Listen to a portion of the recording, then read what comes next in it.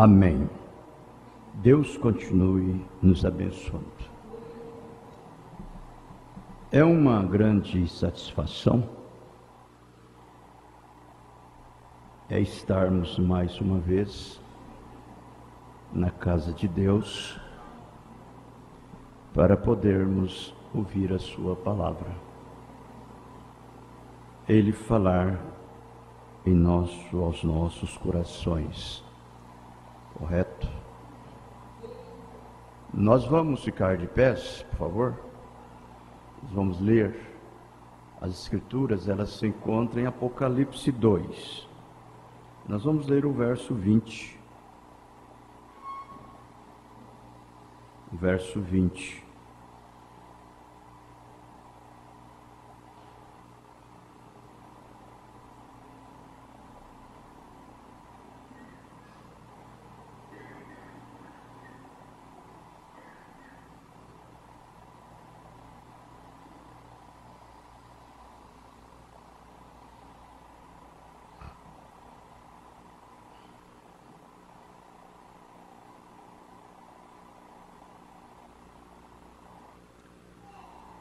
Ele disse: mas tenho contra ti o tolerares que Jezabel, mulher que se diz profetiza, ensine e engane os meus servos, para que se prostituam e comam dos sacrifícios da idolatria. Querido Jesus, seja com esta palavra, ajude cada um de nós aqui e aqueles que estão pela internet. Também a nossa irmã que está enferma, seja com ela, Senhor. O irmão Paulo, sua família, a irmã Nira, ó Deus, o abençoe, o ajude. Dê para ela bastante de vigor, fé e confiança em Ti, para que eles possam superar tudo, Senhor. No nome de Jesus Cristo é que nós te pedimos e o agradecemos. Amém, Jesus. Amém. Poderia se assentar, irmãos, por favor? Eu estava pensando a respeito dessas Escrituras e daquilo que nós estamos falando sobre as eras da igreja. Estava pensando, Deus sempre tem e teve aqueles verdadeiros filhos em cada era, que pode resistir toda a opressão, cada problema que surgem em seu caminho. Tudo pela graça de Deus. Verdadeiros cristãos, verdadeiros crentes, pouquinhos na verdade, no meio de um velho mundo denebrecido, cheio, carregado de pecado, de trevas, mas ainda assim, eles se destacam no meio de tudo isto. Deus sustenta cada um para não dobrar. A mão de Deus mantém. Nós vamos observar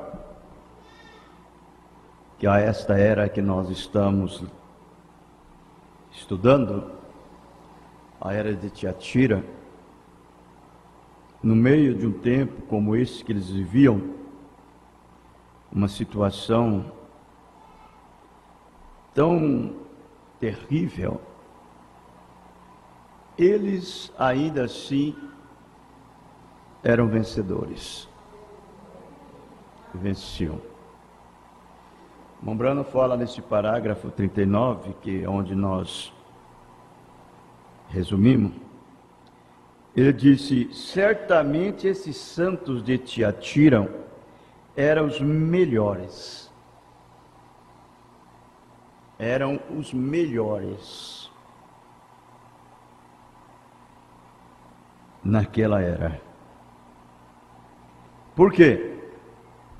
Ele diz: cheios do Espírito Santo e fé, criados para as boas obras. Deus, Ele mantém os seus filhos, Ele sustenta. Ele não permite que esta perversão o pervertem.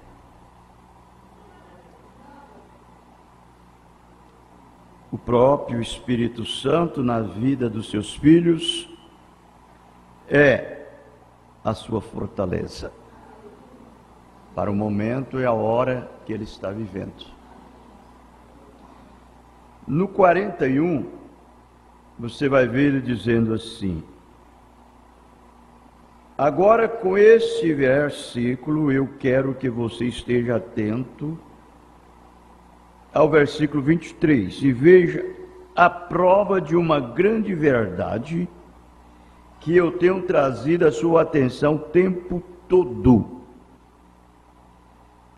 No parágrafo 42, ele fala: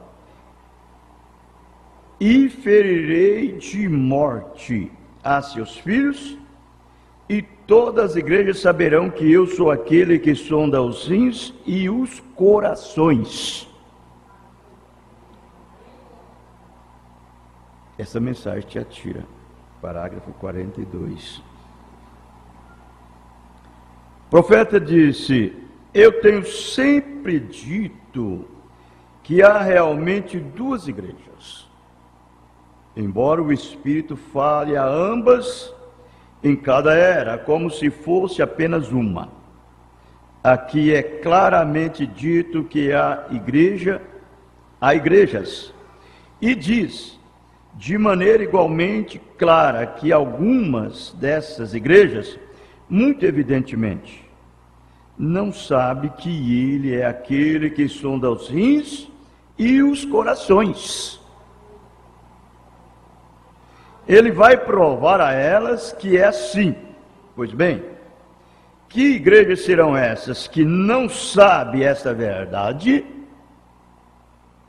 Não é a noiva, não é a igreja do Deus vivo. Ele diz: é claro que é o grupo da falsa vinha, porque os verdadeiros crentes certamente sabem que o julgamento começa pela casa de Deus. E sendo tementes a Deus, julgam a si mesmo, para que não sejam julgados. Bem, então nós vamos descobrir que essas pessoas, elas são cheias do Espírito Santo. Não precisa que ninguém julgue elas.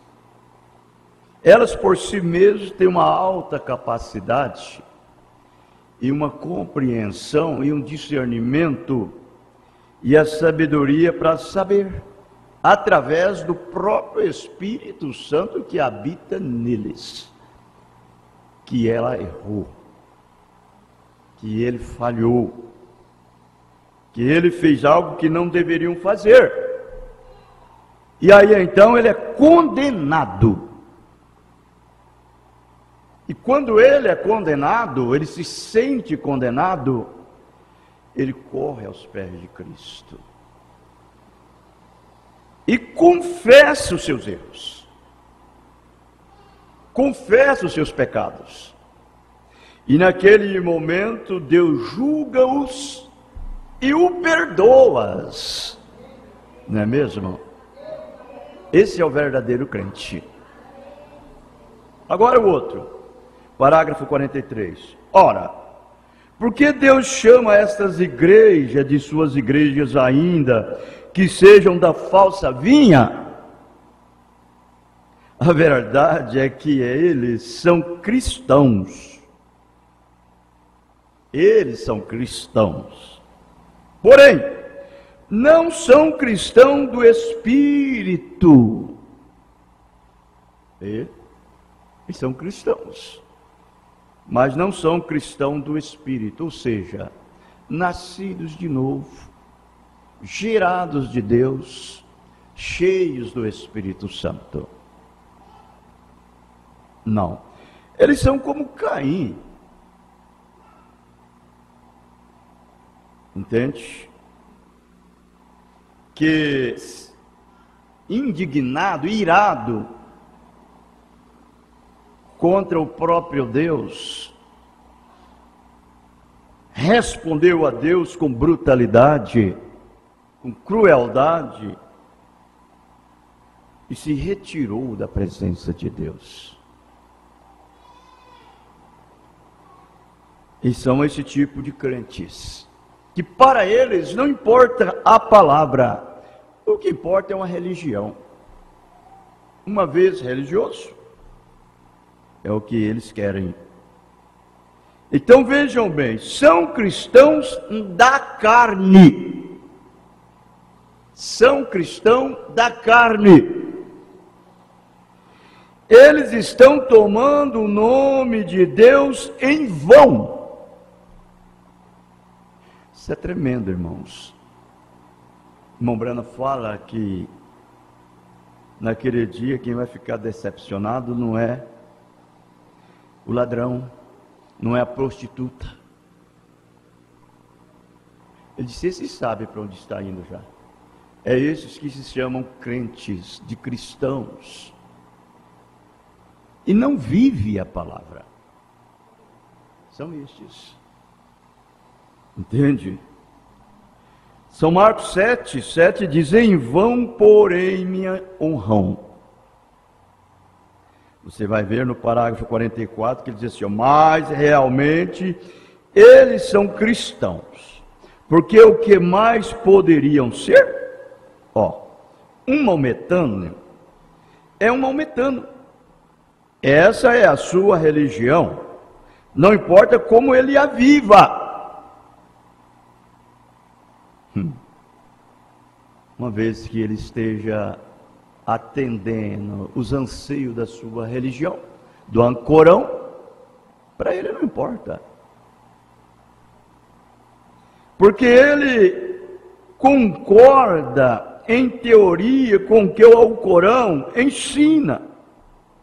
Da mesma maneira, um cristão é um cristão desde que ele concorde com o fato de que Jesus é o Filho de Deus, nascido de uma virgem, que foi crucificado e morreu, ressuscitou, e que ele é o Salvador da humanidade, e etc. Por sinal, na era de Laodiceia haverá os que se chamam de cristão, porque concordam com as excelentes qualidades de Jesus, enquanto se reservam o direito de negar sua deidade. Negar a deidade é não ter o Espírito Santo na sua vida. Negar a deidade é não ser nascido de novo, cheio do Espírito. É ser o crente da carne.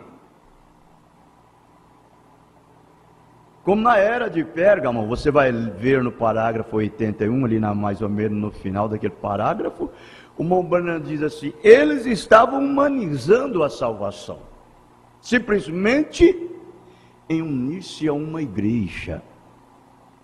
Diziam que eram crente e criam no nascimento virginal, simplesmente por unir.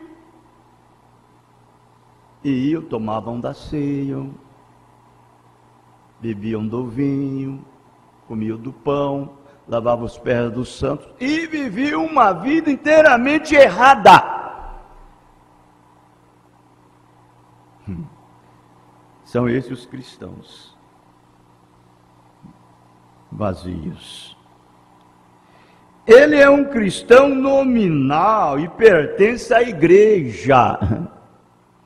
do mesmo jeitinho hoje. Há muitos crentes assim. Enquanto que o verdadeiro cristão espiritual, ele quer atender todo o desejo da palavra.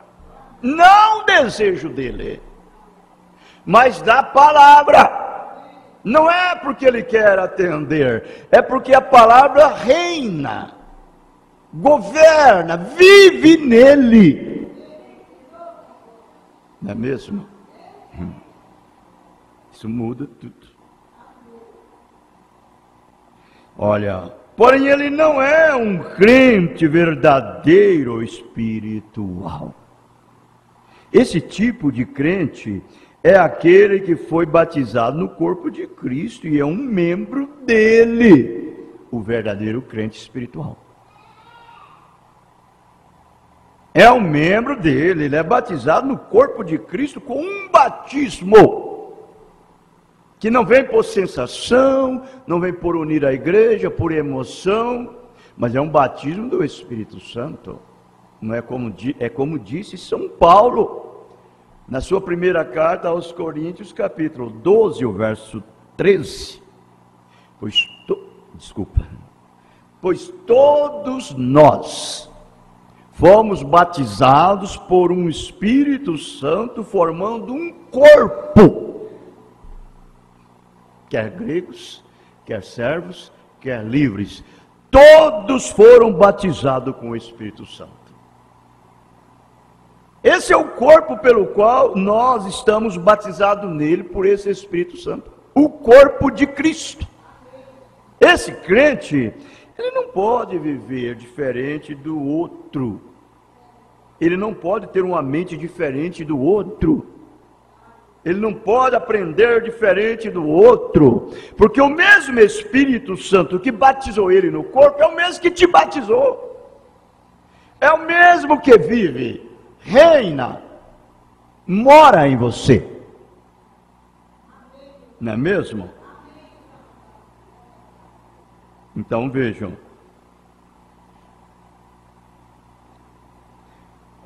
no entanto, está na determinação de Deus que o joio cresça com o trigo e não deva ser arrancado. Esse é o mandamento de Deus. O dia dele ser atado e queimado está chegando, mas ainda não chegou. Está no meio. Está no meio. Portanto, o Espírito Santo está falando a esse grupo misto. Por um lado, ele está louvando o verdadeiro crente. Pelo outro lado, ele está repreendendo. Ele falou o que está correto com o verdadeiro crente. E agora ele avisa o que a falsa vinha deve fazer e se é para ser justificada diante do Senhor. Agora, ela não ouve isso, ela não aceita de jeito nenhum. Ela está completamente prontinha para o lago de fogo. Ela já concebeu o pecado. Ela já concebeu, ela está produzindo, dando à luz o que ela recebeu.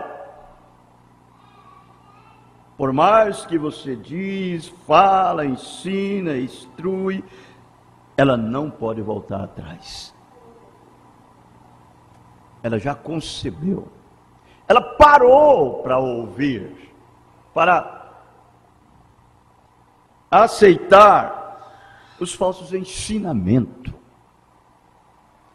São Tiago, capítulo 1, verso 14 e 15, ele disse bem assim: o apóstolo Tiago mostrou-nos o curso que o pecado toma. Está no parágrafo 46, página 199. Mas cada um é tentado quando atraído e engodado pela sua própria concupiscência. Então, às vezes, é onde você sabe, as pessoas, ela é tentada a olhar, a ver, a parar, preescutar e escutar as coisas, quando ela nunca deveria fazer isto. Quando nós paramos diante de determinados quadros, para poder contemplar, ver e escutar, aquilo dali traz sobre você uma condenação. Porque a primeira coisa é parar. Você foi tentado para parar para ver aquilo. Que foi o que aconteceu com Eva. Parou para ouvir a serpente, que por sua vez estava carregada e cheia do maligno. Por isso que quando ela foi tentada para ouvir, aí então ela foi enganada. A palavra engodado quer dizer enganado. Ela foi enganada. E aí então ela concebeu a concupiscência. Concebeu aquilo. Então, depois, havendo a concupiscência concebido, dá à luz o pecado. E o pecado sendo consumado, gera morte. Você sabe que o crente, todo crente que para poder prestar assunto a qualquer coisa errada, ela começa do nada. Aquilo começa do nada, é simplesmente uma pequena tentaçãozinha que surge e aquilo vai crescendo e tomando forma. De repente você concebe aquele espírito, porque é um espírito. É um espírito, tudo que você pode ver é espírito. Uma coisa, quando você vê alguém falar alguma coisa errada, falar e praticar, é um espírito. Primeiro vem de um pensamento, depois então uma voz, depois então um concebimento daquilo. E aí a pessoa chega a ser aquilo. Então é um curso para gerar o quê? A morte. E o crente vai perdendo o fervor, ele perde o estímulo, ele perde o regozijo de servir a Deus. E as coisas de Deus se tornam para ele monótono. Para ele não tem mais nenhum sentido. Tão natural. Por quê? Porque ele passa a ver, a ouvir, a assistir as coisas do maligno. Enquanto aquilo não concebe, ainda há ainda uma solução para dar volta por cima daquilo. Mas quando o Espírito, você concebe o Espírito, então o que acontece? Você vai dar a luz, vai dar o fruto, e aquilo é morte espiritual, gera morte. Então vejam bem, depois, havendo a concupiscência concebida, dá à luz o pecado, e o pecado sendo consumado gera a morte. Parágrafo 47, ele diz assim: ora, esse é um quadro do que está exatamente acontecendo nas eras da igreja. Assim como o pecado começou com apenas uma sensação, assim a morte da igreja começou com simples, pouco notadas obras dos nicolaítas. Das obras passou para uma doutrina, da doutrina abraçou o poder do Estado e a introdução do paganismo. Olha, agora nesta era, passa para a sua própria profetisa mestra. Você sabe que essa profetisa mestra é Jezabel. A mulher representa a igreja. Nós temos que acompanhar isso paralelamente. A mulher e a igreja. A mulher e a igreja e a mulher. A mulher representa a igreja. Essa mestra Jezabel, ela representa a igreja. E assim, continua se movendo até encontrar-se no lago de fogo, porque esse é exatamente o lugar onde vai terminar na segunda morte.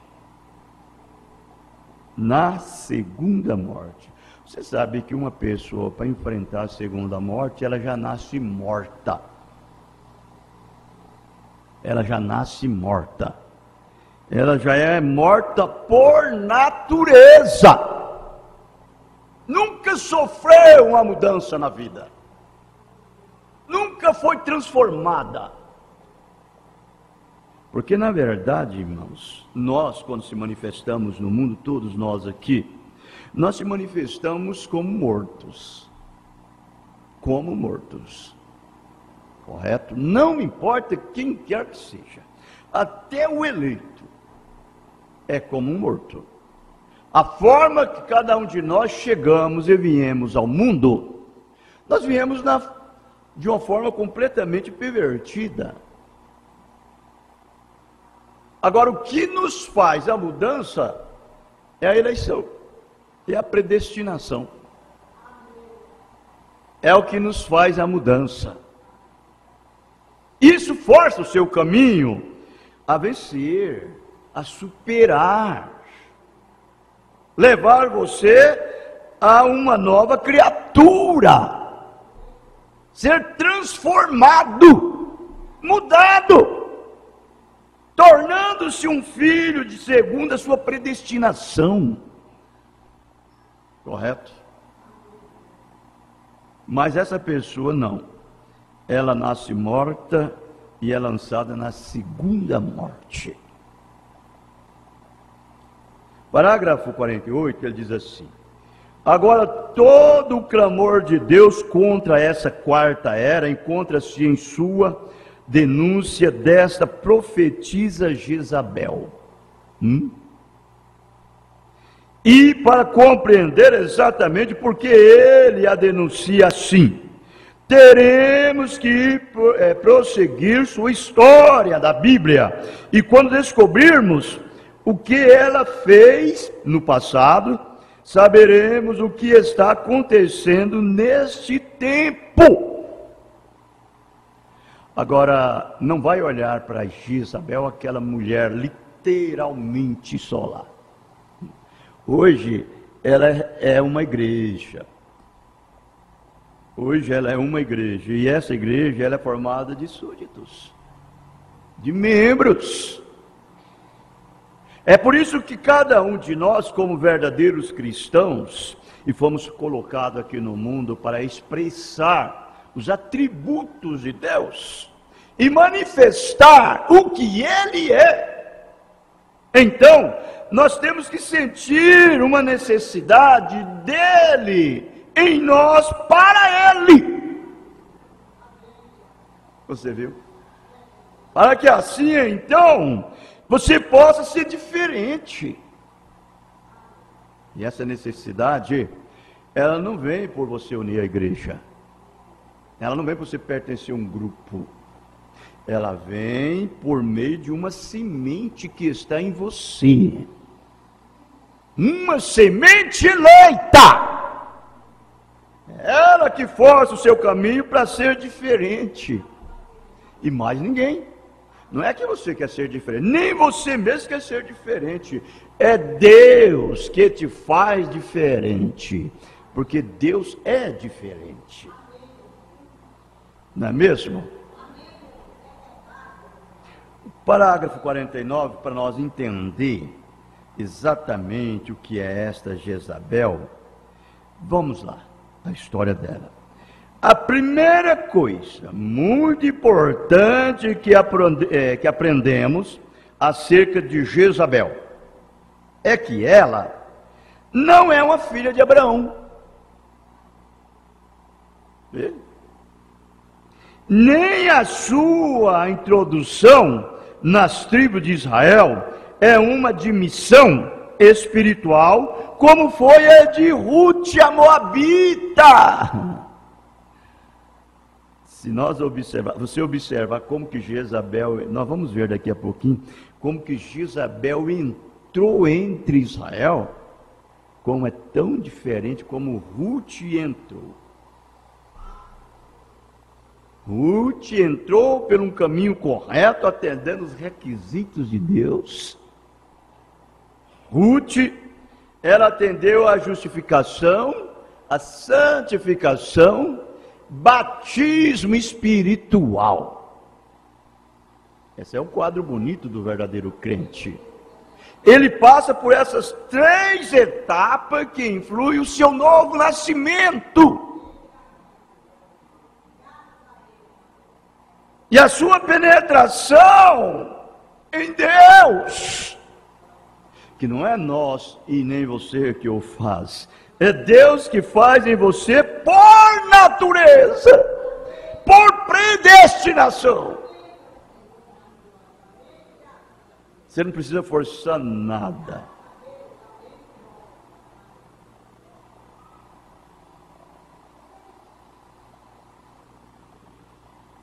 Simplesmente acontece. Simplesmente acontece. Não é mesmo?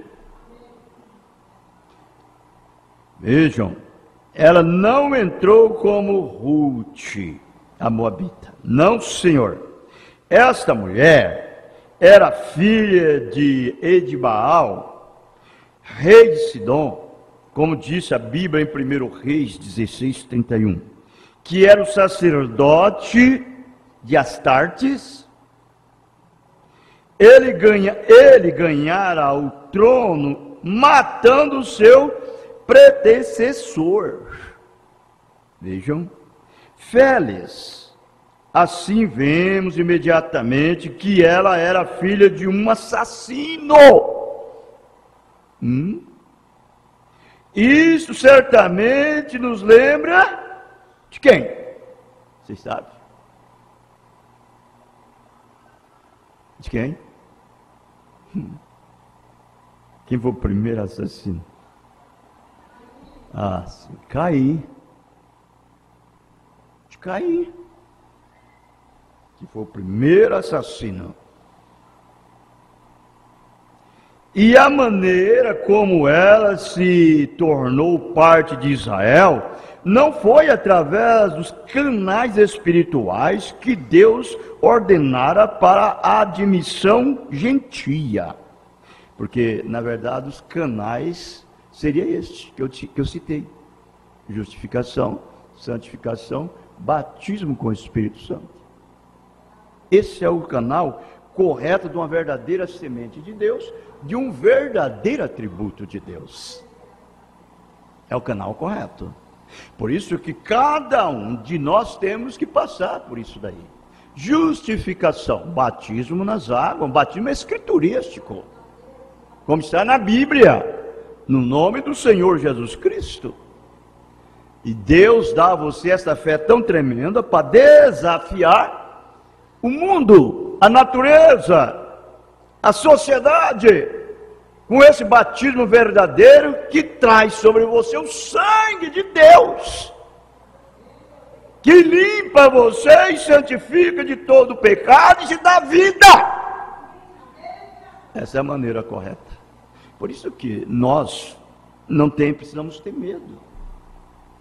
Você faz um exame íntimo, extrospectivo na sua vida, veja a forma que você entrou nesta palavra, como que essa palavra entrou em você. Você atendeu os anseios dela, não é mesmo? Então veja, porém, ela entrou por um casamento com Acabe, o rei das 10 tribos de Israel. E agora, estava pensando, um casamento com Acabe. Esse casamento que Acabe teve com ela, esse casamento, irmãos, Acabe casou com ela por causa de política. E ela casou com Acabe com interesses próprios de introduzir toda a sua feitiçaria e a sua idolatria dentro de Israel. Era o desejo de Jezabel. Era isso. E assim esta mulher, e agora, esta união, como vimos, não foi espiritual, foi política. Foi política. E assim essa mulher que estava mergulhada na idolatria, não tinha o menor desejo de tornar-se uma adoradora do único Deus verdadeiro. Mas, sem dúvida, veio com intenções declaradas de desviar Israel do Senhor. Era o desejo do coração dela. Essa igreja, Jezabel.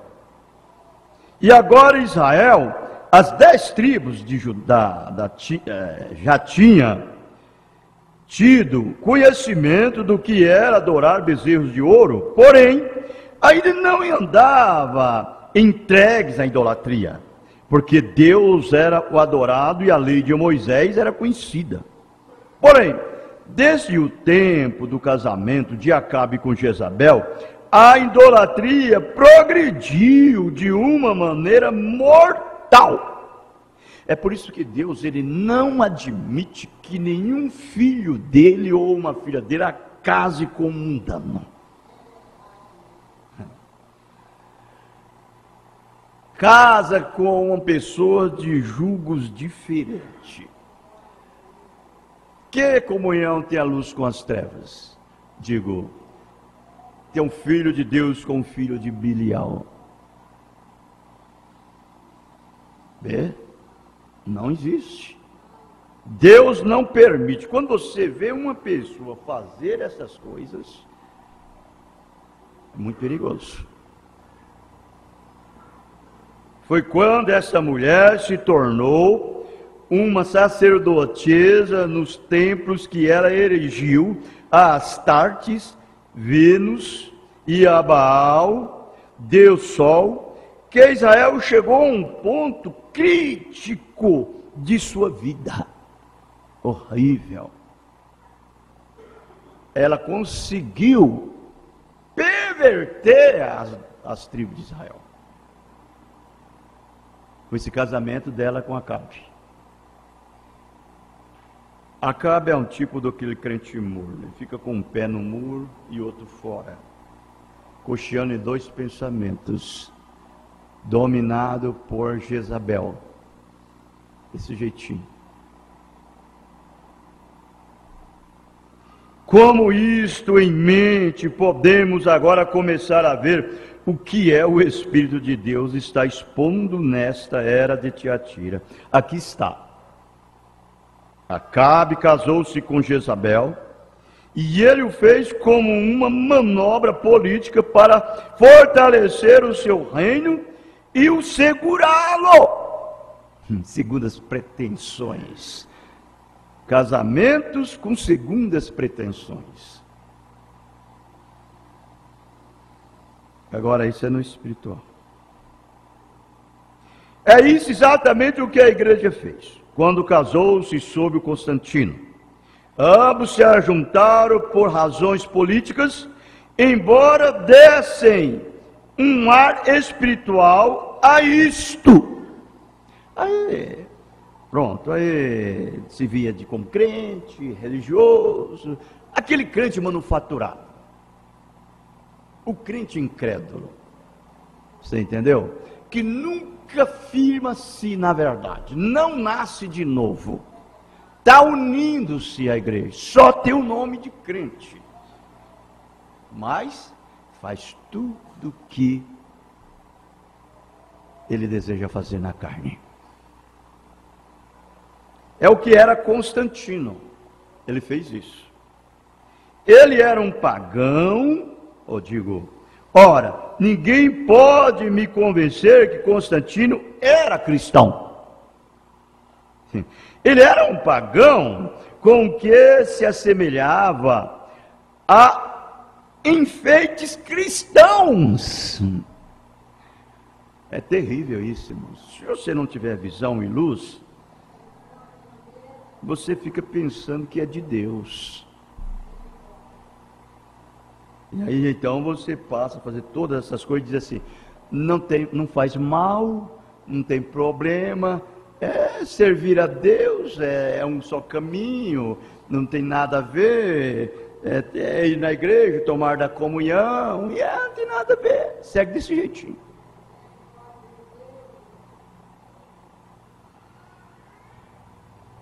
Era Constantino, desse jeitinho. Ele era um pagão com o que se assemelhava os enfeites cristãos. Ele pintou cruzes brancas nos escudos dos soldados. Ele foi originador dos cavaleiros de Colombo. Ele pôs uma cruz na torre da igreja de Santa Sofia. Começando assim, uma tradição. Você já viu esse tipo de crente? Para ele não importa a palavra de Deus, o que ela diz. O que importa é o que ele pensa. Tendo o nome de crente é o que manda.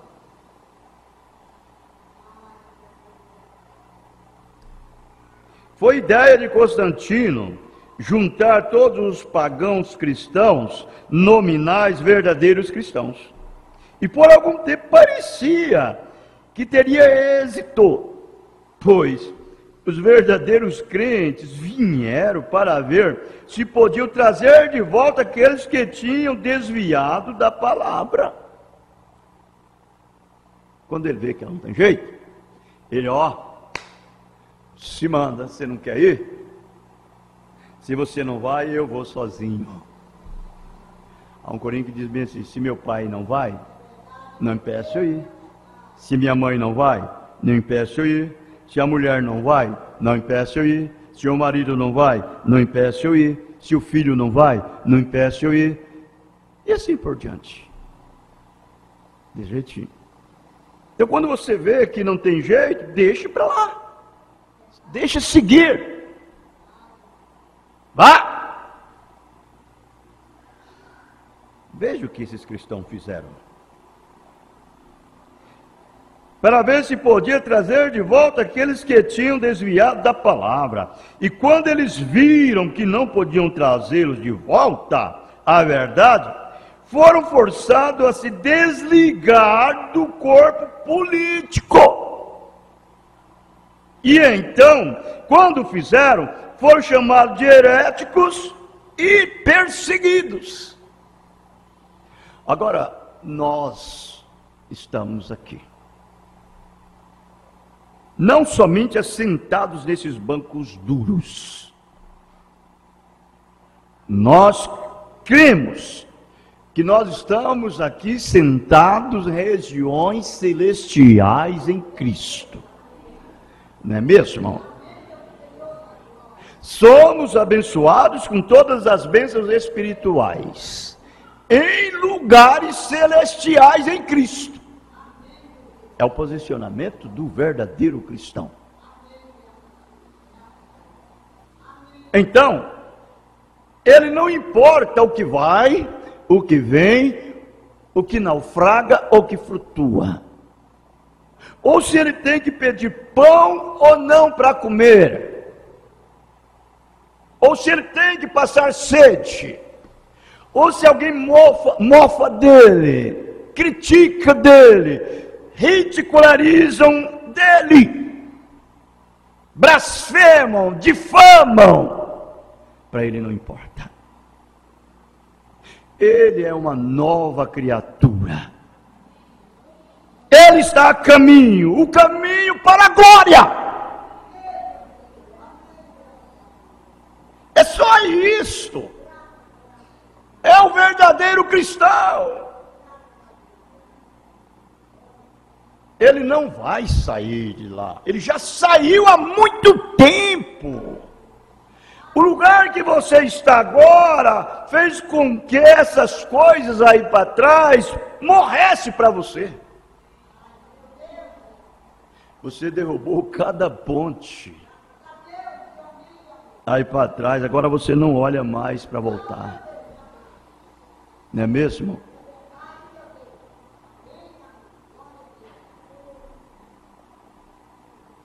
Ó, parágrafo 53. Eu li o 50, 51, 52, agora o 53. Deixe-me dizer aqui que estamos com a mesma coisa acontecendo agora mesmo. Você viu aí? Quantos casais que estão separados um do outro. Eles vivem juntos, fisicamente falando. Mas espiritualmente, um está longe do outro. Um está em Cristo, o outro está fora. Tão longe, irmão, tão longe o tanto quanto está a terra dos céus. O seu desejo, a sua fome, a sede que você possui por algo, é o que você é. Você entendeu? Você tem que mergulhar em Cristo, entrar de véu adentro. Você tem que pedir: ó Senhor, eu quero uma matança de natureza. Eu quero uma mudança na minha vida. Você tem que chegar, como disse Raabe, para os espias: não deixe a minha alma perecer com a alma dos pecadores. Eu quero salva. Desse jeito que ela falou. E aí então os espias deu um requisito para elas. Para ela: você faz assim, assim, assim. Porque nós só somos responsáveis se você estiver debaixo do sinal. Meta-te debaixo do sinal. O sinal hoje é o Espírito Santo, vivificando a palavra do seu ser, vivendo em você. Ela é o seu pão, ela é a sua água, ela é tudo o que você precisa. Vejam, todo o povo está se ajuntando. Eles estão escrevendo uma Bíblia que se adapte a cada um, quer seja judeu, católico ou protestante. Eles têm o seu próprio concílio de Nicéia, porém é chamado de concílio ecumênico. E você sabe que em todas estas organizações combatem. E você sabe que em todas estas organizações combatem os verdadeiros pentecostais, não aqueles entre aspas. Os verdadeiros pentecostais são esses que saíram de lá. É aqueles que ficam com a palavra do dia, com a mensagem da hora. É aqueles que estão junto com o mensageiro que Deus envia. É aqueles que crêem no mensageiro, crêem na mensagem, que vivem ela. Esses são os verdadeiros pentecostais. Não é aqueles entre aspas, não. Eu não me refiro à organização chamada pentecostal. Eu me refiro àqueles que são pentecostais, porque são cheios do Espírito Santo e têm os sinais e os dons em seus meios, porque andam na verdade. Você viu aí, irmãos? Andam na verdade, amam a verdade, dá vida pela verdade.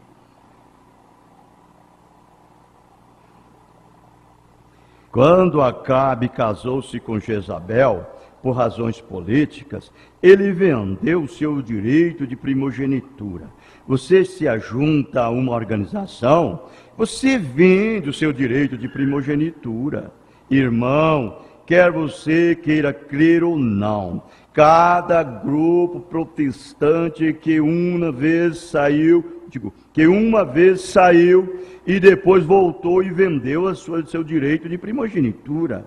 E quando você vende seu direito de primogenitura, você é exatamente como Esaú. Você pode chorar e se arrepender o quanto quiser, porém isso não lhe valerá nada. Vendeu a primogenitura. Há somente uma coisa que você pode fazer, e isso é: sai dela, povo meu, e não deixa de ser participar dos seus pecados. Vejam? E agora, se você acha que não estou certo, simplesmente responda esta única pergunta: pode algum vivente me dizer que a igreja ou o movimento de Deus teve alguma vez um avivamento e voltou depois que entrou na organização e tornou-se uma denominação? Leia a história. Você não pode encontrar uma, nem sequer uma. Todas elas que voltou para as denominações se organizaram, morrerão.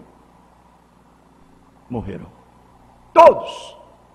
Todo crente que, olha, uma vez que você foi santificado, teve o conhecimento da verdade, provou os dons celestiais, expõe e vitupera o sangue que uma vez te santificou, para este há uma grande expectação horrível de juízo. O fogo há de abrasar. Isso é verdade. É isso que o profeta está mostrando. Porque, na verdade, uma pessoa que tem o Espírito Santo, ela nunca pode desviar da palavra. Nunca! A palavra, o Espírito Santo o segura ela. Correto? Mantém-se firme no posicionamento. Nunca se desviará. Você entrou por justificação, você entrou por santificação, batismo com o Espírito Santo, batizado no corpo de Cristo. Você tem uma força invencível. É um filho de Deus, é uma filha de Deus, nascida de novo, com a natureza de Cordeiro, a natureza de Cristo vivendo em você. Como você pode morrer no pecado? Não tem jeito. A vida que está dentro de você expulsa toda a morte de você. Quando a vida entra, a morte sai. Quando a luz chega, as trevas é dissipada. E você é uma luz. Amém? Deus nos abençoe, no nome do Senhor Jesus Cristo. Nós vamos dar continuidade no parágrafo 55, correto? 55.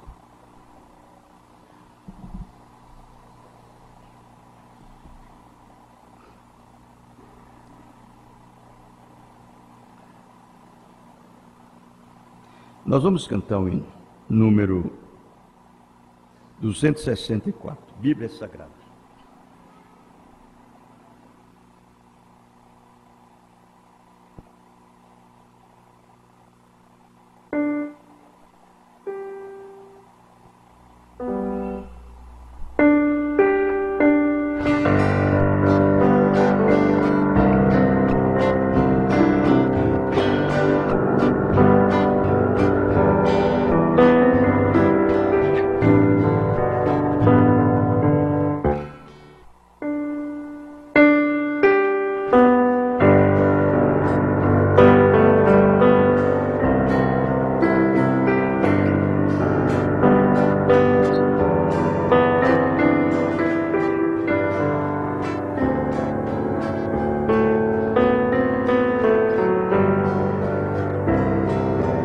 Bíblia Sagrada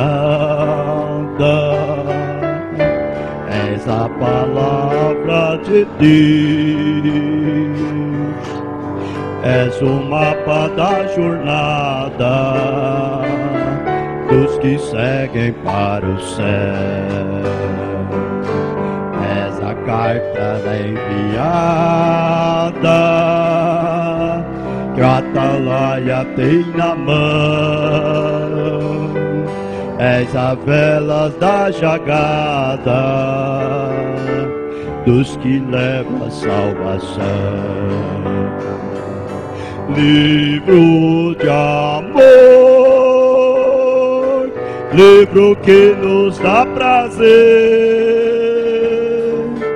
no Salvador, no Espírito e no saber. Livro bendito, só em ti pode habitar a palavra de amor que nos lábios do Senhor seu para em ti falar. Bíblia Sagrada, és o livro de fulgor.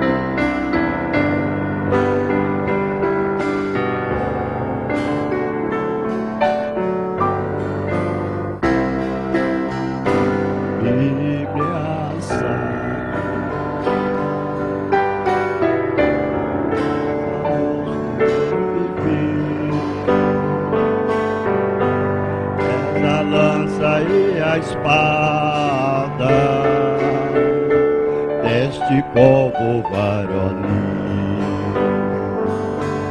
és dos dedos a brilhante, és do jardim a linda flor, és a luz mais oscilante que nos mostra o Salvador. Tu és de Deus, livro santo de Jesus, dos altos céus revelaste a nós a cruz. Livro que fala do poder do Salvador, livro que nos revelou como Deus nos amou, és a voz do Redentor. Aleluia. Bíblia Sagrada é a palavra de Deus, é a mensagem precursora da segunda vinda de Cristo. É a espada, é a vela da jangada que te conduz dentro desse mar bravio, esse mar tempestuoso, e você desliza. Vai embora, não naufraga, a palavra te sustenta. Amém? Então, fique com a palavra. Seja um cristão de verdade. Seja um verdadeiro crente, fiel à palavra de Deus. Não fique com uma cabe, com um pé lá e outro cá, não. No mundo e na igreja. No mundo e na igreja. Não faça isso, não. Se você não ainda conseguiu ser um verdadeiro cristão, clame a Deus. Diga: Senhor, me dê uma mudança de natureza. Me transforma a minha alma, muda a minha vida. Me dê a alma de cordeiro para me amar só as coisas de Deus e odiar as coisas do mundo. Amém? Faça isso enquanto a vida. Vamos orar. Senhor Jesus, nós estamos no finalzinho dos momentos que estamos vivendo. Tudo chegou ao seu ponto final. Tudo tem chegado. Estamos respirando os últimos fôlegos. Estamos, ó Pai Santo, apreciando, ó Deus, as últimas coisas. O oxigênio que estamos respirando, Senhor, é os últimos. Nossos corações estão batendo as últimas batidas. Já estamos dentro, Senhor, dessa grande espaçonave, sobre ar comprimido. Só estamos esperando o momento, Senhor, daquele grito. Subi cá. Então nós deixaremos, ó Pai Santo, e sairemos fora de órbita. E estaremos com o Senhor para sempre. Deus, guarda-me, protege-me, ajuda-me, Senhor. Afasta-me do fanatismo, do liberalismo, do legalismo, dos ismos, de tudo que parece a verdade. Mas deixa-me se concentrar inteiramente nesta luz. E essa luz entrar na minha vida, Senhor, até o ponto de me tornar a luz. No nome de Jesus Cristo te pedimos. Despede a tua igreja, leva em paz, guarda, protege de todo mal. Nós te pedimos, com amor, com carinho, com dedicação, Senhor, seja com aqueles que estão no leito de dor, no sofrimento. Pai, fortalece, dê saúde, ânimo, entusiasmo. No nome do Senhor Jesus Cristo nós te pedimos. Amém, Jesus, amém. Deus abençoe. Abençoe um outro no nome do Senhor Jesus Cristo. Estamos terminados. Amém.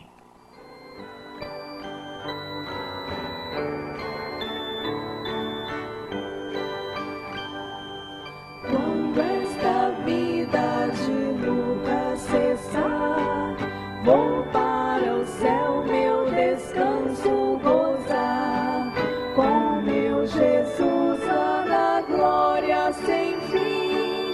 Oh, que ventura será para mim, para mim. Oh, que prazer, glória, Jesus, eu hei de ter no céu de luz, a meu Jesus sempre ver. Oh, será gozo eterno pra mim. Penso na paz e no grande amor, no lar celeste do